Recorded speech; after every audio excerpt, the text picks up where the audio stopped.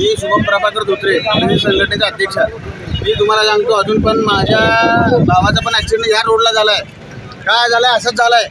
का बरं? तर या रोडला इकडनं येण्या जाण्याचा रस्ता नाही आहे आणि शासनाने हे रस्ता केला पाहिजे. का केला पाहिजे? तर ते बाया खालनं रस्ता नसल्यामुळे असं वळवून येत माझे असे अपघात घडतात.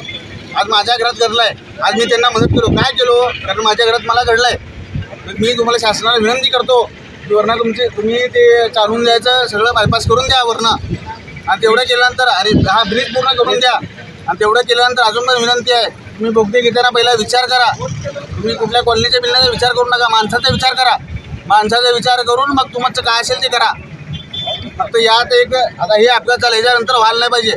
या जर अन्यथा ह्याच्यानंतर जर झालं तर ही पूर्ण सूत मिल, चंगबेश्वरनगर, रामनगर, रीमानगर, अंबिकानगर, किसननगर, नितीनगर हे सगळं आंदोलन होईल आणि रस्ता पूर्ण जाम होईल.